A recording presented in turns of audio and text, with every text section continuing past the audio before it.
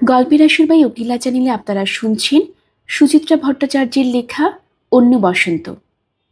আজ রয়েছে এই গল্পের শেষ পর্ব।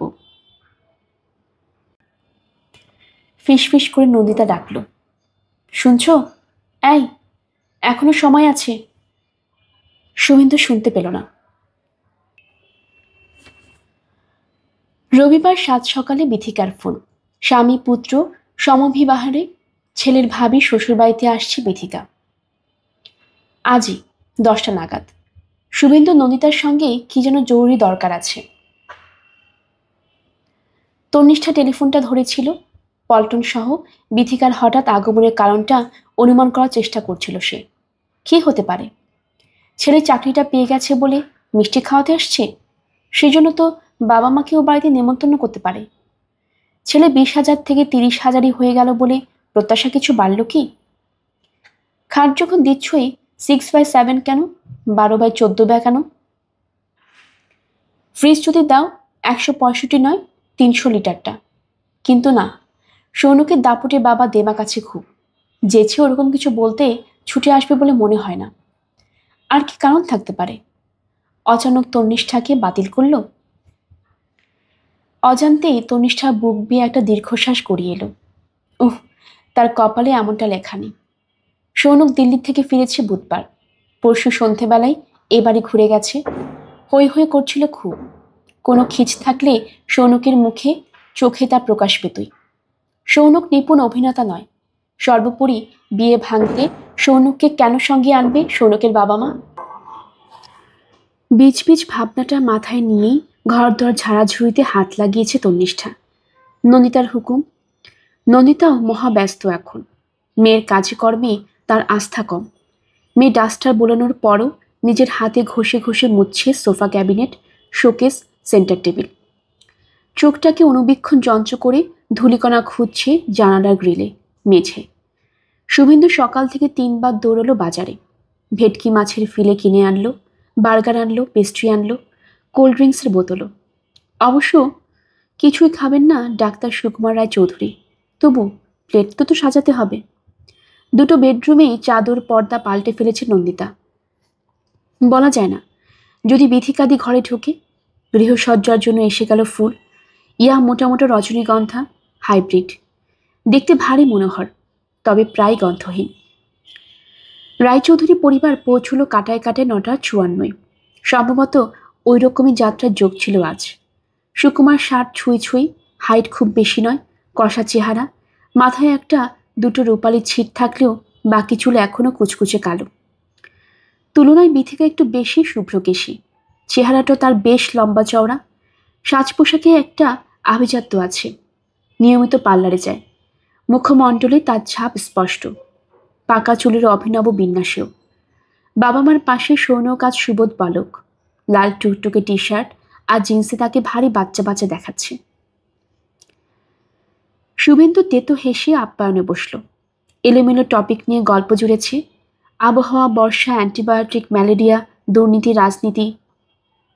নন্দিতা রান্নাঘরে ফ্রাই ভাজছে। তনিষ্ঠা মাকে হাতে হাতে সাহায্য করছিল। তার মধ্যেই সুকুমারের হাঁক শুনতে পেল। ব্যাপারখানে কি? আপনারা গেলেন কোথায়? তনিষ্ঠা তাড়াতাড়ি মাকে বলল, তুমি যাও, আমি সব ঠিকঠাক করে নিয়ে আসছি। পারবি তো? ফ্রাইয়ের সঙ্গে কিন্তু সস দিস। হ্যাঁ রে বাবা, হ্যাঁ। আমি কি একেবারে অলবড্ডি? খাবারের প্লেট সাজিয়ে কমলার হাত দিয়ে পাঠিয়ে দিল তন্নিষ্ঠা। নিচে এসেছে কোল্ড ড্রিঙ্কসের ট্রে নিয়ে। বসার আগে সৌনককে আরেকবার টেরচা চোখে দেখল। তার নিজের পরনেও আজ টুকটুকে লাল পিওর সিল্ক। সুকুমার যথারীতি গাইগুই শুরু করেছে। অনেক সাদাসাদির পর শুধু ফ্রাইটুকু তুলে নিল। বিথিকার মিষ্টি বারণ, মিষ্টিতেই লোভ, পেস্ট্রিতে কামড় বসিয়েছে সে। সৌনক প্রায় এ বাড়িরই ছেলে। সে পুরো প্লেটই টেনে নিল কাছে। ছোট্ট ছোট্ট চুমুক দিচ্ছে কোল্ড ড্রিঙ্কসে। ফিশ ফ্রাই চিবোতে চিবোতে সুকুমার কাজের কথা পারল। বুঝলেন শুভেন্দুবাবু, আমার ছেলেটি তো আমাদের মহা ঝামেলায় ফেলে দিল। কেন, কি হলো? ওই যে চাকরিটা পেয়ে গেছে, ও নিয়েই তো ঝঞ্ঝাট। ওকে জয়েন করতে হবে। টেটেন্টিভলি যা ঠিক হয়েছে, অগাস্টের গোড়ায়। নন্দিতা বলল, হ্যাঁ জানি তো, সৌনক বলেছে।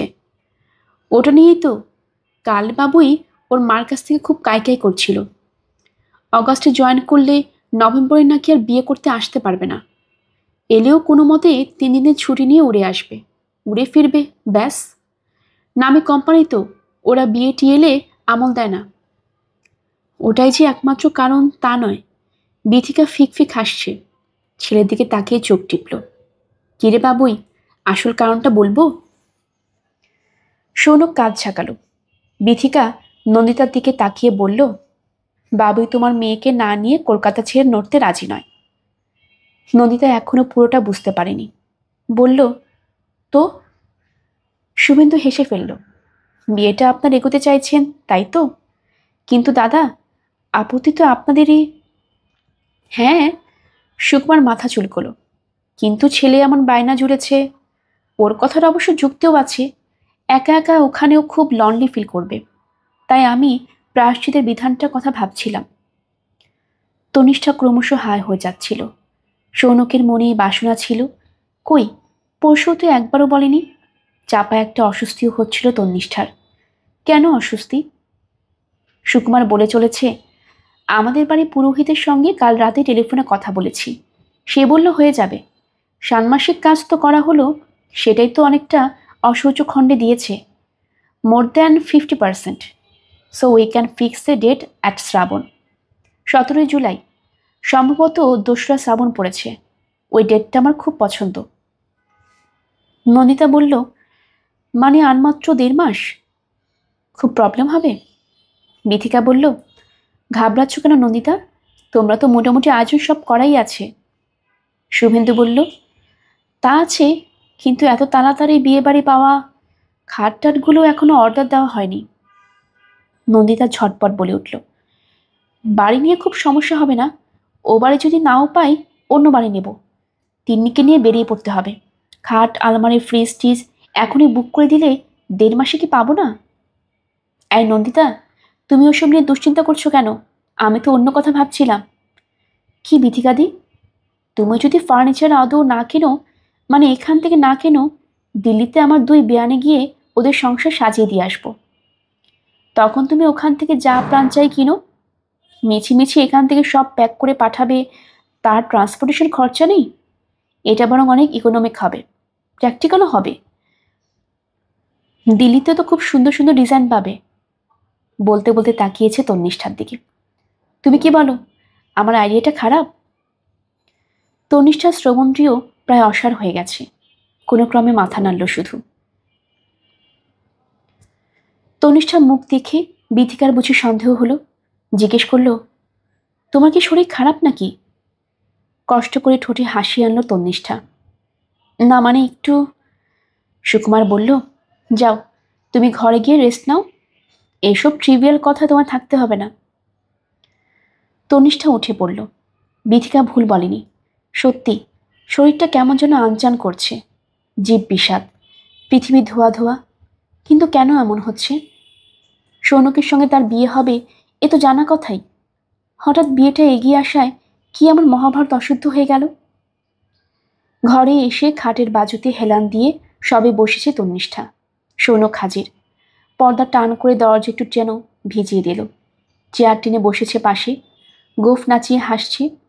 বাবা মার সামনে আজ হঠাৎ লাজুকলাতে বনে গেলে যে। তন্নিষ্ঠা চেষ্টা করেও হাসতে পারল না। খাটের ওপর আলগা পড়ে থাকা তন্নিষ্ঠার হাতখানা হাতে তুলে নিল সৌনক। মণিবন্ধে মৃদু চাপ দিল।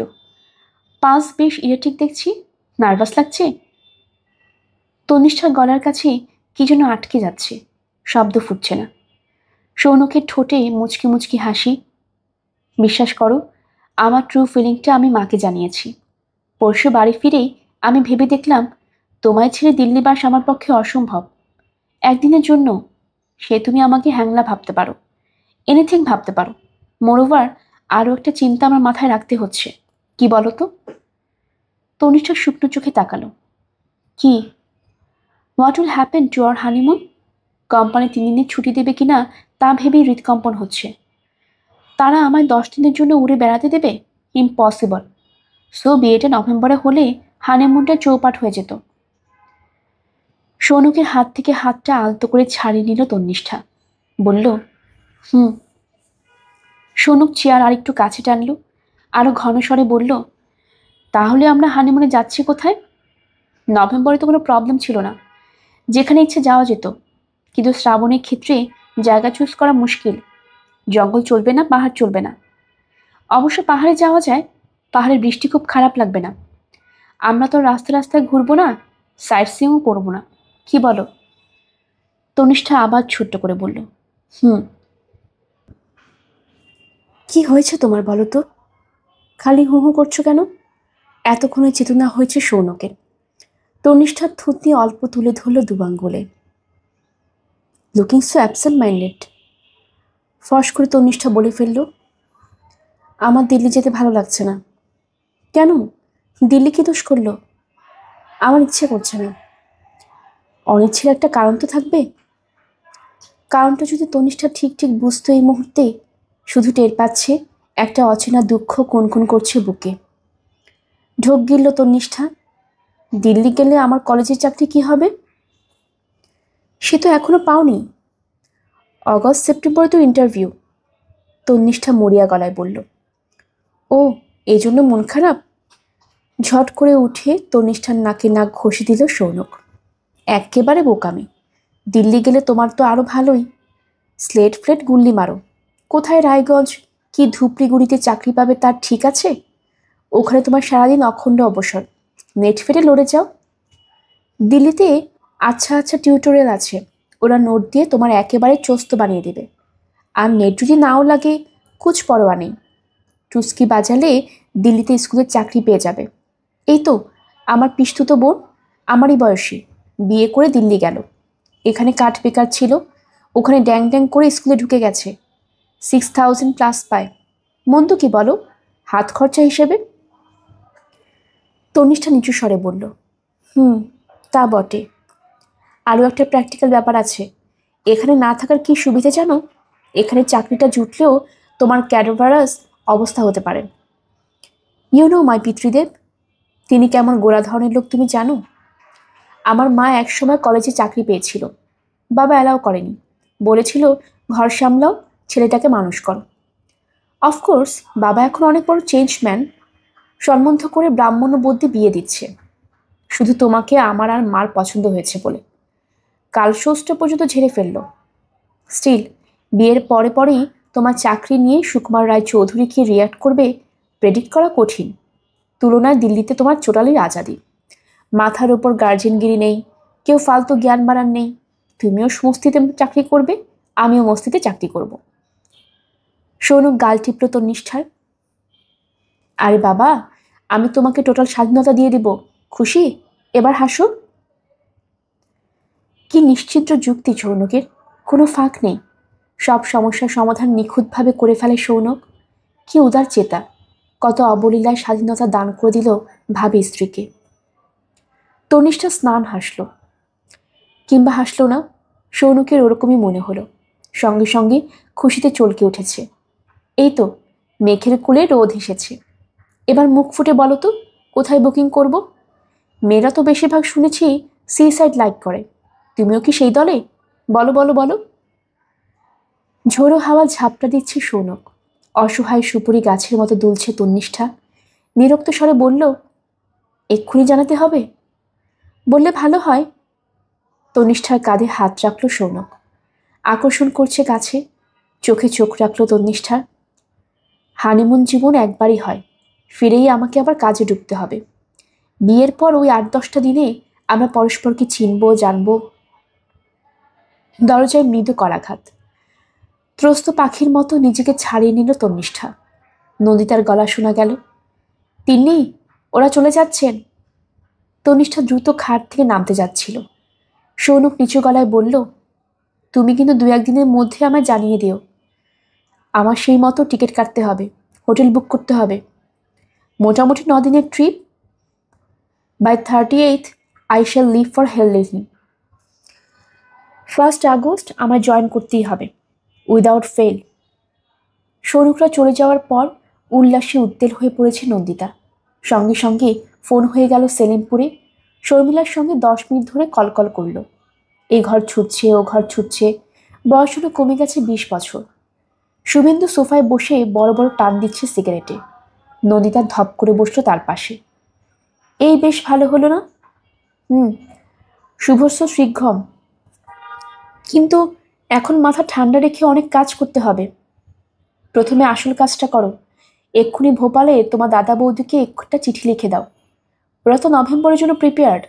এক্ষুনি খবর না পেলে দাদা হয়তো ছুটি ম্যানেজ করতে পারবেন না। চিঠি কেন, ফোন করব আজ রাতেই। আমাকেও একটা করতে হবে জামশেদপুরে। নেমন্তন্ন লিস্টটা কি আজই বসে করবে? হ্যাঁ, কার্ডও তো ছাপতে দিতে হবে। কেটারারটা কিন্তু তোমার রেসপন্সিবিলিটি। বাড়িও দেখছি, মধুবনের পাশে একটা আছে। ওটার রেকমেন্ডেশন বেশ ভালো। যদি আগের বাড়িতে ডেট অ্যাডজাস্টমেন্ট না করা যায়। অ্যাডভান্সের টাকাগুলো চোট যাবে। কি আর করা, বিয়েতে তো কত বাজে খরচই হয়। আমার টাকাটা এই মাসে মাঝামাঝি পাবো। 2 লাখ তোমায় দিয়ে রাখবো। না, ওটা তোমার হাতেই থাক, তুমি খরচা করো। মোটা একটা ধাক্কা যাবে বিয়ের পর, এটা বুঝছো তো? আজকে এস্টিমেটে বসতে হবে। কমলা, ভালো করে গরম গরম 1 কাপ চা খাও তো। যে মালগুলো পড়ে আছে তার থেকে একটা দুটো দাও। একটা স্বপ্নিল পরিবেশ তৈরি হয়েছে ফ্ল্যাটে। নন্দিতা হেসে হেসে কথা বলছে শুভেন্দুর সঙ্গে। শুভেন্দু চুটকি রসিকতা করছে। হাসিতে হাসিতে মুখর হয়ে উঠেছে 4 দেওয়াল। বিমোহিত চোখে তন্নিষ্ঠা দৃশ্যটা দেখছিল। শুধু তন্নিষ্ঠার বিয়ে হবে বলে এতকালে বিভেদ মুছে গেল বাবা মার। এমনই একটি ছবি তো কল্পনা করে এসেছে ছোটবেলা থেকে। তবু আজ তার মনে সুর বাজে না কেন? তনিষ্ঠা নিঃসারে ব্যালকনিতে এসে দাঁড়ালো। টিপটিপ বৃষ্টি ঝরছে। সকালটা হঠাৎ কেমন মলিন এখন। রাধাচূড়া গাছে ফুল ফোটার দিন ফুরিয়ে এলো। মাটিতে ছড়িয়ে আছে শেষ হলুদ পাপড়ি। তনিষ্ঠার বুকটা মুচড়ে উঠল সহসা। রাধাচূড়া গাছ আবছা হয়ে যাচ্ছে, মুছে যাচ্ছে। সেখানে এখন এক দাড়িওয়ালা যুবকের মুখ। সুপ্রিয় খুঁটিয়ে খুঁটিয়ে সরকারি ফর্মখানা দেখছিল। চোখ ঘুরছে এ পাতায় ও পাতায়। সবুজ ফাইল খুলে ঝলক পড়ল অভিমান্যুর ব্যালেন্স শিট। ভ্রু কুচকোচ্ছে। সামনে অপবিষ্ট নিশ্চল অভিমান্যু আশঙ্কিত গলায় বলল, কিছু ভুল আছে নাকি রে? না, ভুল কিছু নেই। সুপ্রিয় ইনকাম ট্যাক্সের ফর্মটা টেবিলে রাখল। তুই কিন্তু ফালতু ফালতু বেশি ট্যাক্স দিচ্ছিস। প্রফিটের অ্যামাউন্টটা 93,000 দেখাতে গেলে কেন? বারে, ওই অ্যামাউন্টই তো হয়েছে। ব্যালেন্স শিটে আমার তাই দেখানো আছে। তোকে তো বলেছিলাম ব্যালেন্স শিটটা একটু অ্যাডজাস্ট করে নিস। তোর কারখানার রেন্ট 700 টাকা। এটা স্বচ্ছন্দে 1,500 শো করা যায়। যা হোক, একটা রেন্ট বিল ধরে দিতিস। ওরা থোড়াই চেক করে আসতো। প্রিন্টিং স্টেশনারিটাও এদিক ওদিক করলে। মেটেরিয়ালসটা তো করাই যায়। কনভেন্সটা তুই ইজিলি আরও 5-7 হাজার। এই দাঁড়া দাঁড়া, ওসব ছোটোখাটো চুরি চামারি করার জন্য কি নেমেছি ব্যবসায়? এতে মনটা নিচু হয়ে যাবে না? অভিমান্যু দাড়িতে হাত বোলালো। রোজগার হয়েছে, কটা টাকা নয় ট্যাক্স দেব। তুই শালা ট্যাক্স দিয়ে মর। গভর্নমেন্টে তোকে ট্যাক্স রত্ন উপাধি দেবে। সুপ্রিয় হাত ছাড়িয়ে আর মোড়া ভাঙল। যাই রে, 9টা বাজল। আমিও উঠছি। কারখানায় একটা ঢু মেরে ব্যাম্বু ভিলায় ছুটব। যা শালা যা, ব্যাম্বু খা। হাসতে হাসতে অভিমান্যু ফাইলপত্র গোছাচ্ছিল। হা হা করে ছুটে এসেছে মালবিকা। হাতে চায়ের কাপ, অমলেটের প্লেট। উচ্ছ্বল সুরে বলল, আরে বসুন বসুন। এই ব্যালেন্স শিটের সুবাদে তাও আপনার মুখ দেখা গেল। আমাদের ওপর আপনার কেন এত অ্যালার্জি বুঝি না বাবা। ছি ছি, অ্যালার্জি কেন হবে? একদম সময় পাই না। এত কিসের সময়ের অভাব? আপনি তো আপনার বন্ধুর মতো টাইমের বাবু নন। সুপ্রিয় উঠে পড়েছে। মালবিকাকে কি একটা ইশারা করছিল। সঙ্গে সঙ্গে মালবিকা কটকট করে উঠল। বলতে হবে না স্যার, মা তোমার ভাত বাড়ছেন। আরে হ্যাঁ, মনে করে আজ বাবা চশমাটা নিয়ে যাও। ডাটি ভেঙে গেছে বলে বাবা বেচারা পড়াশোনা বন্ধ হয়ে গেছে। ব্রিফকেসে দিয়ে দাও। প্রত্যুষ আজ ব্যাংকে আসবে, ওর সঙ্গে ধর্মতলায় যাব, তখনই। মাথায় রেখো, তাহলেই হবে। বাবা সারা সন্ধে মুখ হাঁড়ি করে বসে থাকবেন, আমার একটুও ভালো লাগবে না। অভিমান্যু চায় চুমুক দিতে দিতে মিটিমিটি হাসছিল। কদিনের পাকা ঘরণী হয়ে উঠেছে মালবিকা। বিয়ের আগে সুপ্রিয়টা বেশ উড়ো উড়ো ছিল। সিনেমা, থিয়েটার, ফাংশন দেখে বেড়াতো খুব। এখন অনেকটা ঘরমুখো হয়েছে। মালবিকের গুতোয়। মালবিকার রুচিবোধ আছে বেশ। সুপ্রিয়দের এই প্রকাণ্ড বাইরের ঘর আগে নেতা পাতা হয়ে থাকতো। সম্ভবত সুপ্রিয়র মা একটু কুড়ে ধরনের মহিলা বলে। এখন সোফার আর সমকোণে, সেন্টার টেবিল সাইড টেবিলে তকতক করছে। সাবেকি স্ট্যান্ড ল্যাম্প দুটোর পুরনো ঢাকনির বদল ঘটেছে। কোণের বনে দিয়ে মিনে করা ফুলদানিতে পুষ্পের সমারোহ। কাচের আলমারি পুতুলগুলো পর্যন্ত পরিপাটি করে সাজানো। দিব্যি লক্ষ্মীশ্রী এসেছে ঘরে। সুপ্রিয় স্নানে যাওয়ার পর গুছিয়ে বসেছে মালবিকা। উদ্বিগ্ন মুখে বলল, সুপ্রিয় বলছিল আপনার মার নাকি শরীরটা খারাপ। প্রবলেম হচ্ছিল, এখন বেটার। কাকে দেখাচ্ছেন? এই তো বেহালাতেই বসেন, ডক্টর পাকরাশি। আমার বাবার একজন সাইকিয়াট্রিস্ট বন্ধু আছেন, যদি চান তো একবার দেখে নিতে পারেন। বলবো দরকার হলে। অভিমানীয় প্রসঙ্গটা থেকে সরতে চাইল। সচেতন আলকা গলায় বলল, তোমার বন্ধুদের সব কি সমাচার? পর্ণা, আখি। কথাটা শেষ করতে পারল না অভিমান্যু। মালবিকা হৈ হৈ করে উঠেছে। ওমা, কি ঝামেলা হয়ে গেছে জানেন না? আমার দুই বন্ধুর বিয়ে একদিনে পড়ে গেল, শ্রাবণে। তাই নাকি? কোনো মানে হয় বলুন? পর্ণা তো জুলাইতে ঠিকই ছিল, তনুটা কেন যে দুম করে এগিয়ে আনলো। আমরা এখন কোনটা ছেড়ে কোনটায় যাই? অভিমান্যু চা প্রায় পড়ে যাচ্ছিল। কোনো গতিকে সামলালো, প্রাণপণে স্বর অচঞ্চল করে রেখে বলল, তন্নিষ্ঠার অগ্রহায়ণে বিয়ে হওয়ার কথা না? তাই তো কথা ছিল। ওর শ্বশুর পাল্টি খেয়ে গেছে। সুপ্রিয় বিয়ের রাতে বলল না প্রায়শ্চিত হওয়ার কথা, সেটাই করছে। তাই যদি করবি তাহলে বৈশাখী করতে পারতিস। সৌনক নাকি দিল্লিতে চাকরি পেয়েছে, তাই এ তাড়াহুড়োর ধুম। বুকের ভেতরটা সম্পূর্ণ ফাঁকা হয়ে গেল অভিমান্যুর। যেন একটা হুহু তেপান্তরের মাঠ। দিন 10 আগেও তনিষ্ঠা এসেছিল তার কারখানায়। সদ্য জ্বর থেকে উঠেছে, মুখখানা ভারী শুকনো লাগছিল। কত কি এলোমেলো গল্প করল, সেদিন তো কিছু বলল না। মালবিকা মাথা দোলাচ্ছে। তনুটা বজ্জাতে ধারী হয়ে গেছে, কাউকে ফোন করে জানায়নি। বাই চান্স সেদিন কোয়েলের শেখররা ওর বাড়ি গিয়েছিল। অভিমান্যু আর শুনতে ইচ্ছে করছিল না। কি নির্বোধের মতো মুখটাকে হাসি হাসি করে রাখতে হচ্ছে। অসহ্য। মালবিকার কথার মাঝেই অভিমান্যু দুম করে বলে উঠল, আজ আমি চলি, একটু তাড়া আছে। আপনার শুধু তাড়া, পারেনও বটে। মালবিকা দরজা পর্যন্ত এগিয়ে দিল অভিমান্যুকে। আবার আসবেন কিন্তু। আপনার বন্ধু যা কর্মবাগীশ, সময় পায় না। আপনার সঙ্গে যাব একদিন মাসিমাকে দেখতে। আবছা হাত নেড়ে হনহনিয়ে হাঁটা দিল অভিমান্যু। সিগারেট বার করল, লাগিয়েছে ঠোঁটে। পকেট হাত রাখছে, দেশলাই নেই। অসহ্য। রাস্তায় ফেলে দিল সিগারেট, পা দিয়ে দিয়ে পিষছে। ছেত্রে যাওয়া তামাক মিশিয়ে দিচ্ছে পথের কাদায়।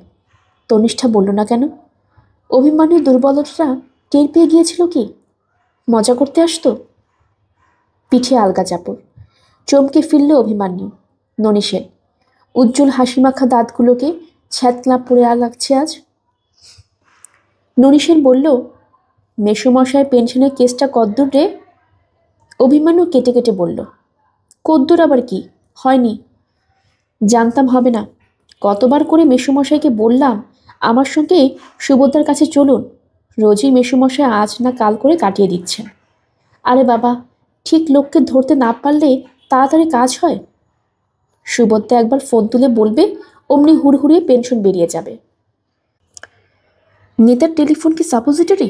পেনশন কি মল? অভিমান্যু রুক্ষ স্বরে বলল, বাবাকে আমিই বারণ করেছি। ননি থমকালো একটু। আমার আর মেসোমশাইয়ের মধ্যে কথা হয়েছে, তার মাঝে তুই নাক গলাতে গেছিস কেন? কারণ তোমার মেসোমশাই আমার বাবা। অভিমান্যু চিবিয়ে চিবিয়ে বলল, তোমাদের ওই সাপ হইয়া দংশা ওঝা হইয়া ঝাড়ো, এই নীতিটাকে আমি ঘেন্না করি। ওই সুবোধবাবুরিরে একদিন কাগজে বিবৃতি দেয়নি। যারা 60-এর বদলে 65-র অপশন দিচ্ছে তাদের কপালে অনেক দুঃখ আছে। এখন তাদেরই পায়ে পড়ে বাবাকে পেনশন জোটাতে হবে। ওরকম পেনশনে আমি পেচ্ছাপ করি। বাবাকে দুমুঠো ভাত জোগানোর পয়সা অভিমন্যু মজুমদারে আছে। অতর্কিত আক্রমণে মুহূর্তের জন্য থতমত ননীশের। পরক্ষণে চোখ লাল। খুব চালবাজি বেড়েছে, হ্যাঁ? খুব রোয়াব, হ্যাঁ? জানিস তোর ওই কারখানা আমি 3 ঘন্টায় তুলে দিতে পারি। যাও যাও, ওসব রুস্তমি তুমি ভেড়াদের ওপর ফলিও। চারপাশে ভিড় জমছে। ননীশেনের চালা চামুন্ডারাও উদিত হচ্ছে একে একে, সব চেনা মুখ। বেকার ছেলে লুসপেনের পরিণত হচ্ছে, আপাতত ননীশেনের কৃণক। ননীশেন একবার লু বললেই শেকল ছেঁড়া কুকুরের মতো ঝাঁপিয়ে পড়বে সকলে। ননী অবশ্য রাগ বসে এনে পড়ল, তার ছেলের সঙ্গে বলল, নিজের ভালো পাগলেও বোঝে অভি, তুই বুঝিস না, বুঝতে চাইও না। অভিমান্যু মাথা ঝাঁকালো। দয়া করে তোমার উপকার করার উপদ্রবগুলো কমাও। তাই হবে, আমারই বোঝা উচিত ছিল তোদের ফ্যামিলি স্ক্রুটা ঢিলে আছে। জ্বলন্ত চোখে ননী সেনকে একবার দেখে নিয়ে দুবদাব হাঁটতে শুরু করলো অভিমান্যু। বাড়ির সামনে দিয়ে খ্যাপা মোষের মতো চলে গেল, ফিরেও তাকালো না। তেপান্তরের মাঠে হাওয়া বইছে সাই সাই, ঠান্ডা হাওয়া, বরফের মতো শীতল। এত ঠান্ডাতেও কি করে যে বুকের ভেতরটা পুড়ে যায়। অফিস ঘরে ঢুকতেই হাতের ফাইল টেবিলে আছড়ে ফেলল অভিমান্যু। চেঁচাচ্ছে, গোবিন্দ, আয় গোবিন্দ। গোবিন্দ কারখানায় এসেছে এইমাত্র, ধরাচূড়া ছেড়ে কাজের পোশাকে বদলাচ্ছিল নিজেকে, দৌড়ে এলো। কি হয়েছে অভিদা? স্যাম্পল জারটা নিয়ে আয় তো। কোন জারটা? ওই তো কোণেরটা, যে নতুন পারফিউমটা বানাচ্ছিলাম। গোবিন্দ জারটা আনতেই ঢাকা খুলে একবার শুকলো অভিমান্যু। মুখটা ক্রমে বিকৃত হয়ে যাচ্ছে। হুকুম ছুড়ল, যা এটা বাইরের নর্দমায় ঢেলে দিয়ে আয়। গোবিন্দর চোখ কপালে। কি বলছেন অভিদা? কতদিন ধরে এটা বানাচ্ছেন? তাতে তোর কি? যা বলছি কর, ফেলে দিয়ে আয়। গোবিন্দ তবু ইতস্তত করছে। অভিমান্যু ধমকে উঠল, কথা কানে যাচ্ছে না? গোবিন্দ আবার মিনমিন করে বলল, অভিদা আরেকবার ভেবে দেখুন, ফেললে তো চুকেই গেল। ফের তর্ক, ঢেলে দিয়ে এসে কালকে কাজগুলো দেখা। যার শূন্য করে ফেলেছে গোবিন্দ। বাক্স বোঝায় পারফিউম এনে রাখল টেবিলে। অভিমান্যু এক একটা শিশি বার করছে বাক্স থেকে, টেনে টেনে দেখছে সিল করা ক্যাপ। দুটো সিল খুলে এলো, সঙ্গে সঙ্গে গর্জন। এটা কি ধরনের কাজ হচ্ছে, হ্যাঁ? আমাকে ডোবানোর মতলব? গোবিন্দর মুখ কাচুমাচু হয়ে গেছে। বিশ্বাস করুন অভিদা, কাল মেশিনটা একটু। কাউকে বিশ্বাস করি না, কাউকে বিশ্বাস করি না। বেইমানের ঝাড় সব। যাকে যত বিশ্বাস করব, যার কথা যত ভাবব, সেই তত সর্বনাশ করবে। আমি এক্ষুনি আবার করছি। গোবিন্দ বাক্সগুলো তুলে দৌড়ে ও ঘরে চলে গেল। ঘটাং ঘটাং আওয়াজ করে আলমারি খুলল অভিমান্যু। গোটা তিনেক বাক্স ফাইল বার করল, কাগজপত্র উল্টাচ্ছে, মাথাটাকে বাগে আনতে চাইছে প্রাণপণ, পারছে না। কোত্থেকে যেন বুনো ঘোড়ার রক্ত ঢুকে পড়েছে শরীরে, দাবাদাবি করছে শিরায় উপশিরায়। হুড়মুড়িয়ে রনি আর টুম্পা ঢুকলো অফিস ঘরে। অভিদা, অভিদা, কালকের কথা মনে আছে তো? রনি টুম্পা বিজ্ঞান মঞ্চে দুই উৎসাহী সৈনিক, সদ্য ফার্স্ট ইয়ার। চোখ সরু করে তাকালো অভিমান্যু। কি কথা? বারে বলেছিলাম না, কাল অবনী পাঠাগারে লৌকিক অলৌকিকের উপর সেমিনার আছে। একজন জ্যোতিষও আসছে, জানো তো, মিহিরাচার্য। অ্যাস্ট্রোলজিক্যাল সোসাইটিতে ক্লাস নেয়। টুম্পা কলকল করে উঠল, ওকে কিন্তু কাল খুব কড়া করে টাইট দিতে হবে। তুমি 6টায় পৌঁছে যেও। অভিমান্যু তেতো মুখে বলল, আমি যাব না, তোরা অন্য কাউকে দেখ। সে কি, তুমি ছাড়া হয় নাকি? হয় হয়, সব হয়। কারোর জন্য কিছু বসে থাকে না। তোরা কেউ সেমিনারে বল। কোথায় তুমি, কোথায় আমরা? টুম্পা মিনতির সুরে বলল, অভিদা প্লিজ। আহ, কেন বিরক্তি করছিস? বলছো তো আমি যাব না। রনি অবাক চোখে তাকালো। তুই কথা দিয়ে কথার খেলাপ করবে অভিদা? কথা দিয়েছে বলে কি দাসখত লিখে দিয়েছে নাকি? আমার নিজের কাজ নেই, ব্যবসা নেই, ধান্দা নেই? বিশ্ব সংসারে কে কোনো বুজরুকিতে বিশ্বাস করলো, তাতে আমার কি এসে যায়? টুম্পা রনিকে চাপা স্বরে বলল কি যেন। ফার্স্ট ইয়ারে দুই তরুণ তরুণী নীরবে বেরিয়ে যাচ্ছে, অভিমান্যুর দিকে তাকাতে তাকাতে। দুজনের সম্মিলিত দৃষ্টি তীরের মতো বিচ্ছিল অভিমান্যুকে। ধপ করে বসে পড়ল চেয়ারে, ঠেলে সরিয়ে দিল বক্স ফাইল। সেলসম্যানের জন্য বিজ্ঞাপনের একটা মুসাবিদা করেছিল।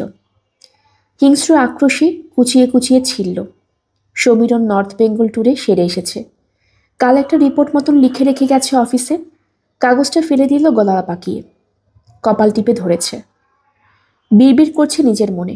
হুম, কথা কথা দেখাচ্ছে। এ দুনিয়ায় কে কার কথা রাখে, কে কার কথা বোঝে, কে শোনে?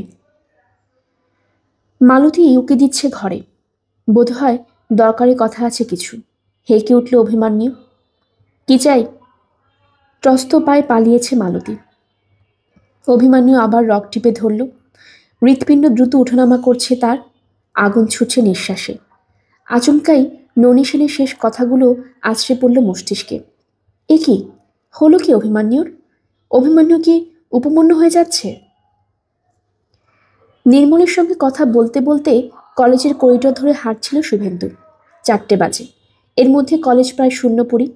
অনেক ঘরেই তালা পড়ে গেছে। একটা দুটো ক্লাসরুমে অনার্সের ছেলে মেয়েদের কিচিরমিচির। কলেজের গেটে এসে থামল নির্মল। নাটুকে ভঙ্গিতে বলল, তাহলে আমাদের যাত্রা শুরু হলো? এখন ওগো কর্ণধার। শুভেন্দু হেসে ফেলল। ঠাট্টা রাখো, আমি কর্ণধার টর্ণধার নেই। আমরা বাষ্পেন্দ্রের মতো গ্রহে গ্রুপ চালাবো না। আমিও যতখানি, তুমিও ততখানি। কিন্তু সময়টা তো তুমিই বেশি দিতে পারবে হে। শুভেন্দুর আপাদমস্তক জরিপ করল নির্মল। তোমার আজ যা উৎসাহ দেখছি, আমি শুধু ঠেকা দিয়ে গেলেই হবে। এই চিন্তাটাই ক্ষতিকর। আমাদের ইনভলভমেন্টে ফাঁক ছিল বলেই না বাষ্পেন্দ্র আজকে বাষ্পেন্দ্র হয়ে গেল। লোকে যে আজ বাষ্পেন্দ্র সমিত বলে, এদিকে আমাদের ত্রুটি নেই? তুমি বুকে হাত দিয়ে বলো। হা হা, রসিকতা বুঝো না? দুই বন্ধু নেমে পড়েছে রাস্তায়। পায়ে পায়ে কলেজ স্ট্রিট মোড়ের দিকে। কাল রাতে খুব বৃষ্টি হয়েছিল। ফুটপাতের ধার ঘেঁষে এখনও তার চিহ্ন বর্তমান। আকাশ আজও মেঘ আছে বটে, তবে নীলও আছে, চড়া নীল। নির্মল যেতে যেতে বলল, এক্ষুনি এক্ষুনি আমাদের ঘর নেওয়া দরকার নেই, বুঝলে? আপাতত রিহার্সালটা আমাদের বাড়িতে শুরু করা যাক। তোমার ছেলেমেয়ের অসুবিধা হবে না? পুজো পর্যন্ত টেনে নেওয়া যাবে। ইতিমধ্যে তুমি সাউথের দিকে খোঁজ খবর করো। আমি শ্যামবাজার বাগবাজারটা দেখছি। মাস চারেকের মধ্যে 600-700 টাকায় একটা ঘর জোগাড় করতে পারবো না, কি বলো? আমাদের তো ফার্নিশ ফ্ল্যাট লাগবে না, একটা মোটামুটি বড় ঘর, মাথার উপরটা ঢাকা, চারপাশে দেওয়াল আছে, প্লাস বড় ছোট একটা বাথরুম। পেয়ে যাবো মনে হয়। তাহলে বিশ্বজিৎ সুকান্তকে খবর দিই, বিশাখাকেও। তুমি একদিন নাটকটা পড়ো, ম্যারিজ ডিমেরিটস নিয়ে আলোচনা হোক। কবে নাগাদ বসবে? By end of July? এত দেরি? বাহ, মাঝে তোমার বিয়ে আছে না? তিন্নি বিয়ের সঙ্গে নাটককে জড়াচ্ছ কেন? শুভেন্দু পকেট থেকে সিগারেট বার করে ধরালো। একটা ইভেন্ট শেষ না হলে আরেকটা প্রসেস শুরু করা যাবে না। এই ভাবনাটা মোটেই স্বাস্থ্যকর নয়। মাঝে হয়তো কদিন আমি আসতে পারবো না, হয়তো বসাটা কদিন কম হবে, কিন্তু অপেক্ষা করে থাকাটা আমার মনোপুত নয়। তুমি যে দেখি টকবক করে ফুটছ, কদিন আগে তো পুরোপুরি দম মেরেছিলে। তোমার ট্রান্সফরমেশনটা ঘটলো কি করে? হ্যাঁ, ট্রান্সফরমেশন নয়, বলো সেলফ রিয়েলাইজেশন, আত্মোপলব্ধি। যেদিন শেষ অফিস করে ফিরলাম সেদিন রাতে অনেক যুদ্ধ করলাম নিজের সঙ্গে। Last battle. বারবার নিজেকে জিজ্ঞেস করলাম, কি চাও শুভেন্দু? কাল থেকে কিভাবে জীবনযাপন করবে? An animal life or human life? কনফিডেন্সের অভাব তো ছিলই, কিন্তু প্রশ্নগুলো আমাকে নিয়তির দিকে ঠেলতে লাগলো। আসল কথা বলো না, নাট্যকে তুমি সত্যিই ভালোবাসো? জানি না ভাই, হয়তো বাসি। শুভেন্দু সামান্য উদাস। বারবার সেদিন খুব চ্যাপলনের কথা মনে পড়ছিল। সেই যে লাইমলাইটের সেই বুড়ো ক্লাউন বলেছিল, I hate blood but it's in my veins. সত্যিই তাই। ওই চড়া আলোর নিচে মেকআপ নিয়ে দাঁড়ানো নেশা একবার যাকে ধরে ফেলে তার আর মুক্তি নেই। তুমিও তো মানো এই কথা। আমার ঘৃণা ভালোবাসায় আর কিচ্ছু আসে যায় না। নাটক আমার মজ্জায় মিশে গেছে, তোমারও। নির্মলের মুখে হালকা ভাবটা উধাও। লম্বা বাতাস ভুল ফুসফুসে। ধীর লয়ে ছাড়ল। একটুক্ষণ নীরব হাঁটল পাশাপাশি। হঠাৎই অনুচ্চ স্বরে প্রশ্ন করল, নন্দিতা জানে তুমি আবার গ্রুপ করছো?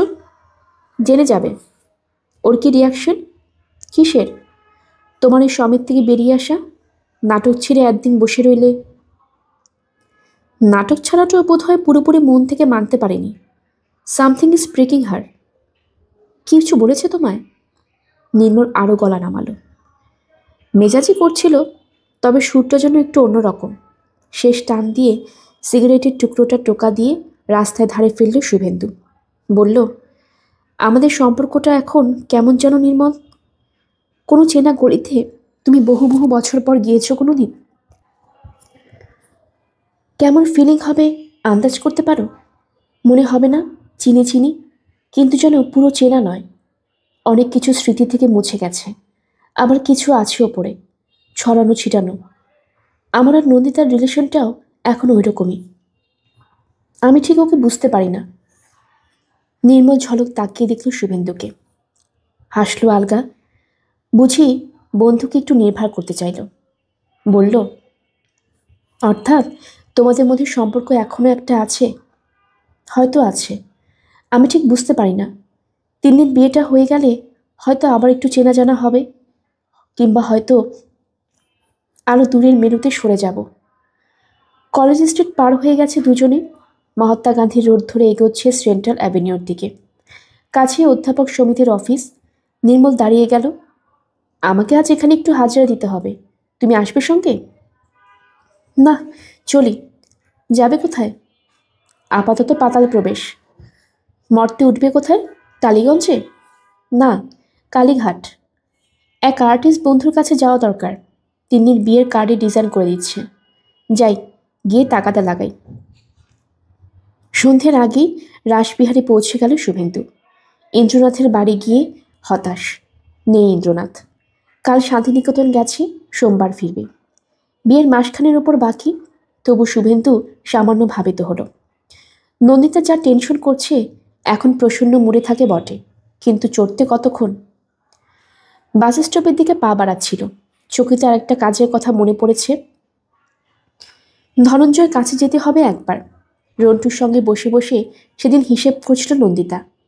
নিমন্ত্রিতের সংখ্যা হুহু বাড়ছে। ধনঞ্জয়কে আগে ভাগে জানিয়ে দেওয়া উচিত। ধনঞ্জয় শুভেন্দুর কলেজের সহপাঠী। ডেকোরেটিংয়ে পারিবারিক বিজনেস আছে। কেটারিংটা চালু করেছে ধনঞ্জয়। এক লাইনে বছর 20 হয়ে গেছে ধনঞ্জয়। বাজারে তার যথেষ্ট সুনাম। লেক মার্কেটের পিছনে ধনঞ্জয়ের গোডাউন কাম অফিস। ধনঞ্জয় অফিসেই ছিল। শুভেন্দু দেখে তার মুখে একগাল হাসি। কিরে, আইটেম আবার পাল্টাতে এসছিস তো? শুভেন্দু মাথা চুলকোতে চুলকোতে বসল। না, তা নয়। তোকে নিমন্ত্রিতের সংখ্যা কত বলেছিলাম মনে আছে? 275। ওটা 350 পৌঁছে গেছে, আরও বাড়তে পারে। জানি, আমার 350 ধরা আছে। এক্স্যাক্ট নাম্বারটা বিয়ের 7 দিন আগে আমায় বলে দিস। ধনঞ্জয় সিগারেটের প্যাকেট বাড়িয়ে দিল।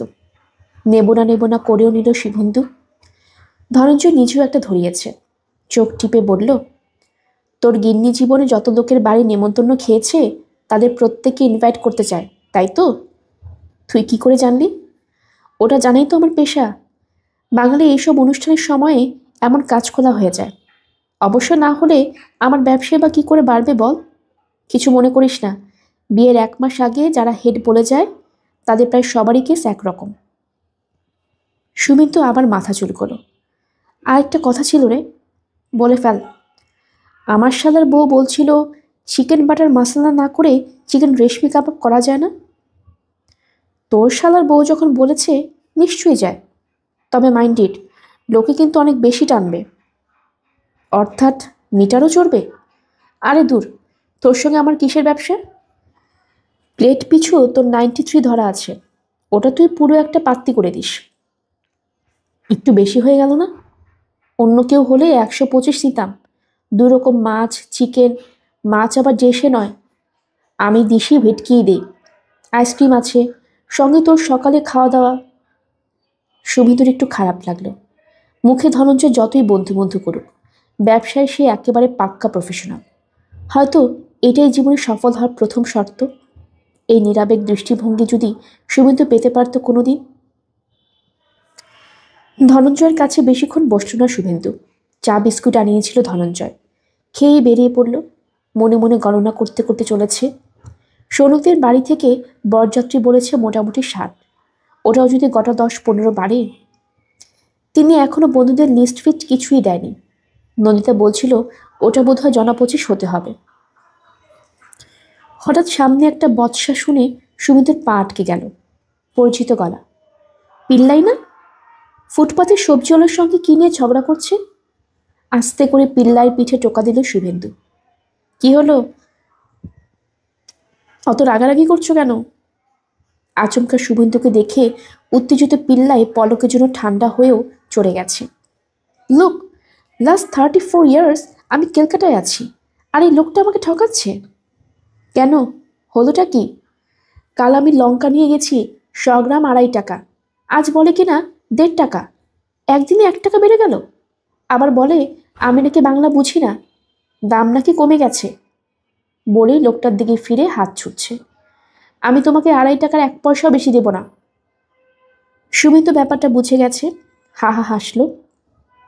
গলা নিচের সাথে নামিয়ে পিল্লাইকে বলল, তুমি 2.5 টাকাই দাও। বলতে বলতে সবজিওয়ালার দিকে ফিরছে। বাবু যা বলছে তাই নে, কোনো কথা না। 1 টাকার একটা কয়েন আর একটা আধুনিক সবজিওয়ালার হাতে গুজি দিয়ে বিজয় গর্বে সরে এলো পিল্লাই। ঢকঢক মাথা নাড়ছে। ভাগ্যিস তুমি এসে গেলে দাশগুপ্তা, নইলে আমায় আরো কতক্ষণ চিল্লাতে হতো। শুভেন্দুর মজা লাগছিল, কিন্তু একটা অন্য কথা মনে হচ্ছিল সঙ্গে সঙ্গে।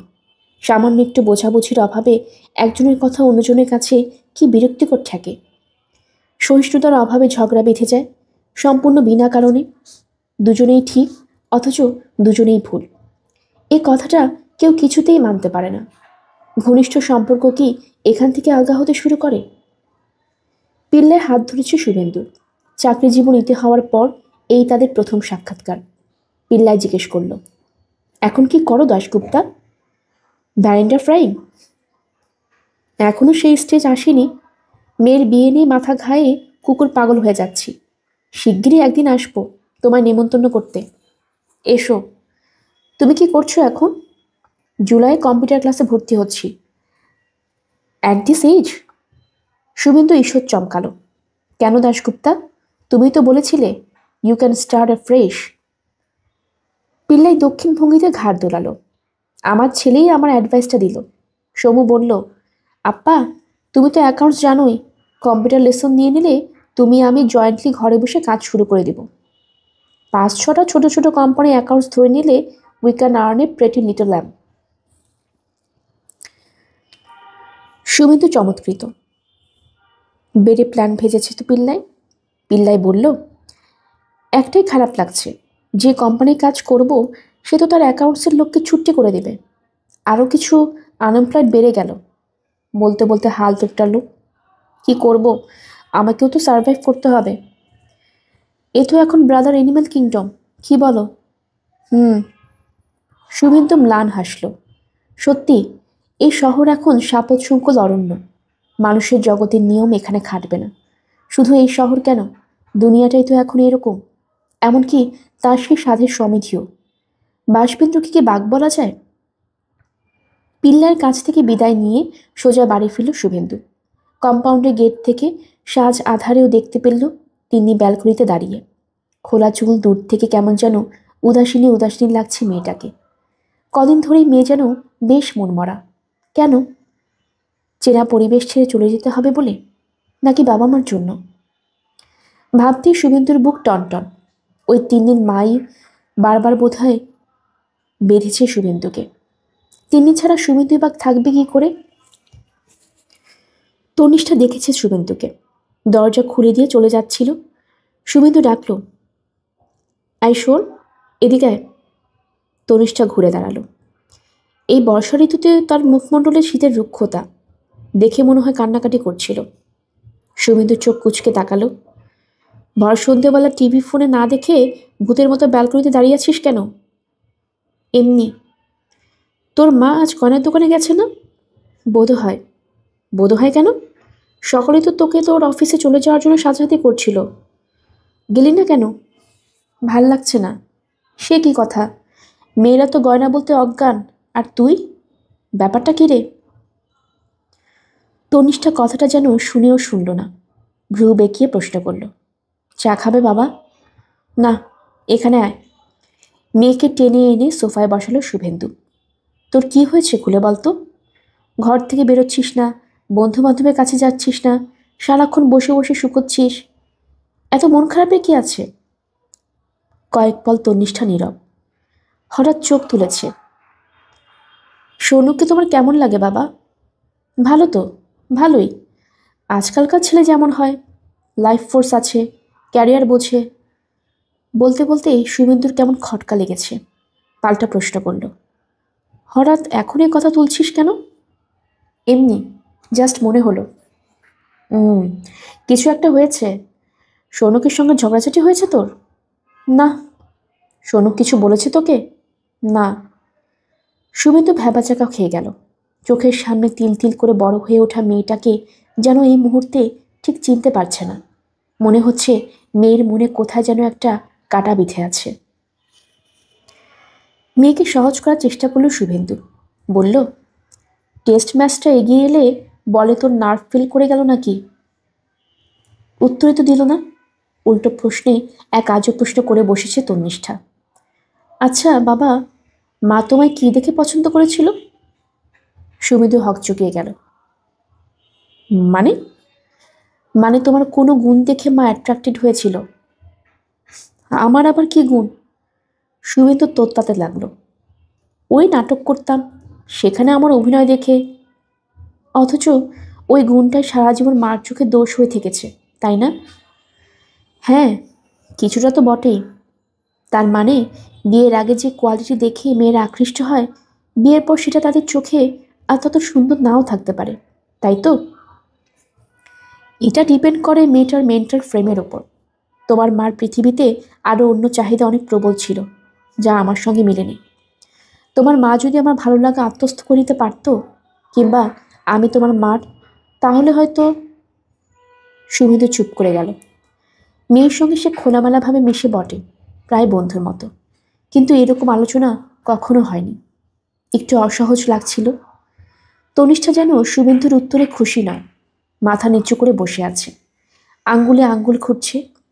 হঠাৎ আবার বলল, তবু তোমরা একসঙ্গে যখন এতকাল আছো, কিছু একটা তো নিশ্চয়ই তোমাদের মধ্যে আছে। শুভেন্দুর বলতে ইচ্ছে করল, ফাটা কাচের গ্লাস আজ তুই দেখায়, টোকা খেয়ে ভেঙে না যাওয়া পর্যন্ত। বলল না, ভার গলায় সন্দেহটা নিরসনের চেষ্টা করল। তোর সৌনককে কি কোনো কারণে পছন্দ হচ্ছে না? এ কথা এখন আর বলা কোনো মানেই হয় না। তনিষ্ঠা দুদিকে মাথা নাড়ল। তাহলে আর গোমরামুখ করে বসে আছো কেন? Be cheerful, be merry. ইচ্ছে করছে না যে, আমি কি করব? শুভেন্দু আরও গম্ভীর হলো। দেখো তিন্নি, পৃথিবীতে কোনো ম্যাচই 100% পারফেক্ট হয় না। বাবা মা পছন্দ করে দিলেও না, নিজেরা পছন্দ করলেও না, তবু তারই মধ্যে কিছুটা কাটছাট করে নিতে হয়। তাতে অনেক পছন্দের অপছন্দের জিনিসও সহনীয় হয়ে ওঠে। তার সত্ত্বেও আমি বলি, ইচ্ছের বিরুদ্ধে কিছু করো না। Don't go against your conscience. পলকে তনিষ্ঠার চোখ জলজল। এখনও তাহলে বিয়েটা ভেঙে দেওয়া যায়? বিয়ে ভাঙার কথা আসছে কেন? সুমিত চোখ ঘোরালো। জানো, এখন কিছু একটা হচপচ হয়ে গেলে তোমার মা কতটা হার্ট হবে। আর তুমি? আমার কথা বাদ দাও, আমি এখানে একজন নন এন্টিটি। তাছাড়া সৌনককে তুমি তো অপছন্দ করো না তিন্নি, আমি দেখেছি। তনিষ্ঠার চোখে আবার ছায়া ঘনিয়েছে। নিথর বসে রইল একটুক্ষণ, তারপর অন্যমনস্কভাবে বাবার সামনে দুটো আঙ্গুল দোলাচ্ছে। সুমিত বিস্মিত চোখে বলল, কি হলো? তনিষ্ঠার চোখে অনুনয়। ধরো না একটা আঙ্গুল। কেন, কি হবে? তনিষ্ঠা মিনতি করল, ধরো না প্লিজ। খপ করে মেয়ের তর্জনী চেপে ধরল শুভেন্দু। আরও মলিন হয়ে গেল তন্নিষ্ঠার মুখ, যেন আষাঢ়ের আকাশ। আঙ্গুল ছাড়িয়ে শিথিল পায়ে উঠে যাচ্ছে। শুভেন্দু মেয়েকে কোনো প্রশ্ন করতে পারল না, সাহস হচ্ছিল না। এক মনে কাজ করে চলেছে অভিমান্যু।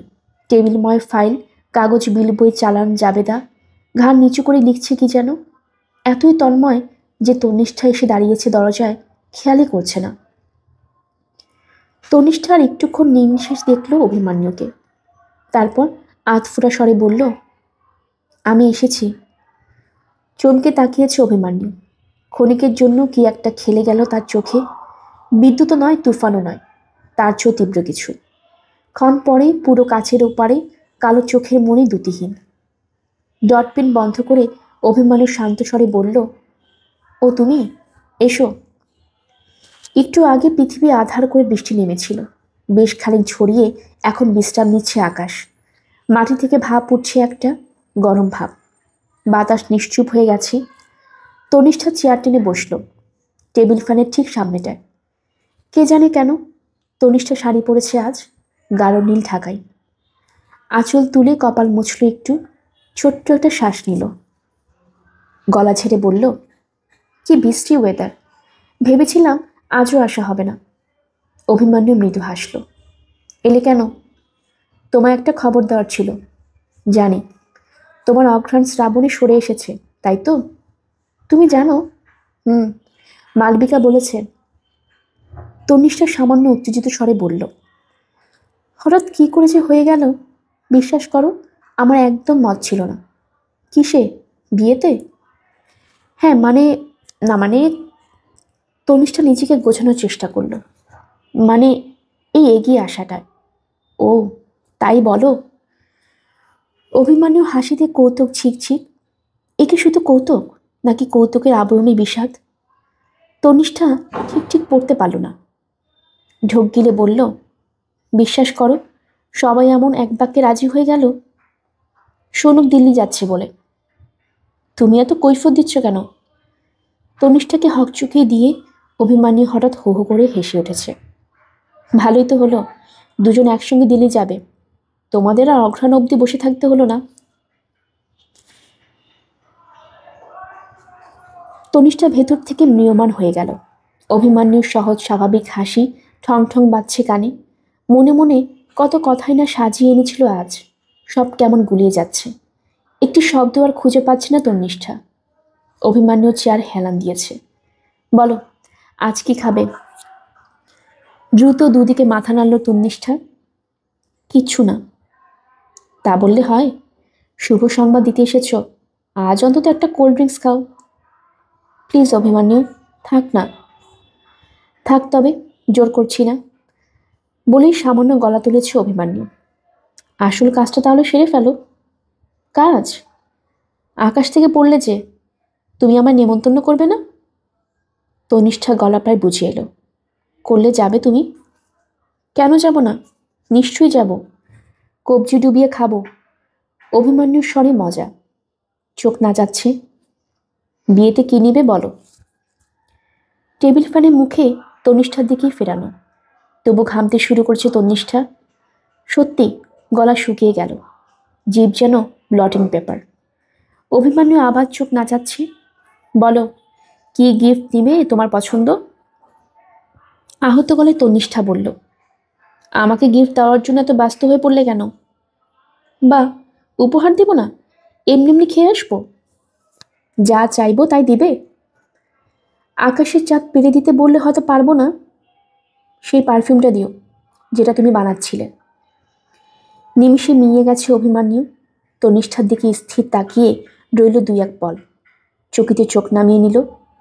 ওটা নেই, ফেলে দিয়েছি। সে কি, ফেলে দিলে কেন? অত দামি সুগন্ধ আমার চলবে না। তা বলে তৈরি হওয়ার আগেই? ওটা হতো না। কি করে বলছো? বুঝে গেছি, ওই গন্ধ আমার জন্য নয়। এটা কিন্তু বাড়াবাড়ি। হতে পারে। অভিমান্যু অন্যমনস্ক স্বরে বলল, ভাবছি পারফিউমের ব্যবসাটাই এবার তুলে দেব। কেন? আর পোষাচ্ছে না। প্রতিবেশীরা আপত্তি জানাচ্ছে। আমার পারফিউমে চড়া গন্ধ কারো সহ্য হয় না। তো কি করবে এখন? চাকরি করব, 10টা-5টা ঘাড়িতে জুতে যাব নিজেকে। আর তোমার সেই স্বপ্নের সুগন্ধি স্বপ্ন হয়েই থাকবে, ইচ্ছে হয়ে, মনের মধ্যে। ও। তনিষ্ঠা মুখ ঘুরিয়ে নিল। কান্না পাচ্ছে হঠাৎ। উথাল পাথাল করছে বুক। হৃৎপিণ্ড ফুসফুস সব যেন দুমড়ে মুচড়ে যাচ্ছে।